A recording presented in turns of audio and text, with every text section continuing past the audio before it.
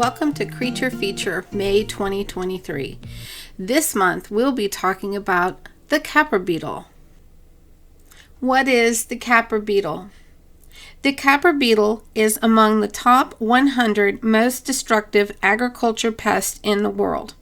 This tiny 2 mm beetle destroys more material than it consumes.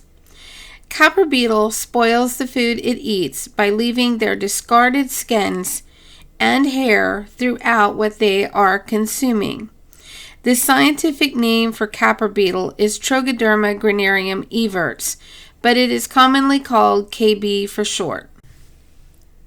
What are the characteristics of the adult Khapra beetle? Khapra beetle adults are often dark brown or black with lighter coloration. They are oval and hairy. The adults do not eat and only live for about 2 weeks. The only function that the adults perform is reproduction. Adult Khapra beetles begin to reproduce 5 days after emergence from the larval stage, and the entire life cycle of a Khapra beetle ranges from 26 to 220 days, depending upon the temperature and the humidity. What are the characteristics of the larval Khapra beetle? The Khapra beetle larva is hairy and has a long hairy tail. They have yellowish white body with reddish brown bands. The larval stage can last up to 6 weeks, but in unfavorable conditions such as cold temperatures and or high humidity, the larva can remain dormant for up to 8 years without eating. When Khapra beetle is in the larval stage, it eats constantly, and it is the larval stage which causes the most damage. Khapra beetle in all stages loves dark, dry, and hot conditions. Tiny crevices are their favorite spots, and they even prefer very dry food. Where do Khapra beetle live? Khapra beetle is a native pest throughout the South Asian and Northern African countries, which appear in red on the map. Having Khapra beetle as a native pest means that eradication efforts will no longer work as the beetles are firmly established. Khapra beetle is considered invasive in the following countries, which appear in blue on the map.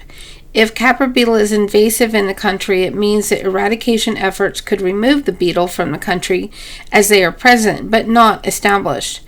Any food products, household goods, passengers, cargo originating from those countries are considered high risk for Khapra beetle and are inspected closely when they enter the United States. What do Khapra beetle eat? Khapra beetle love protein. Any kind of green is their preference.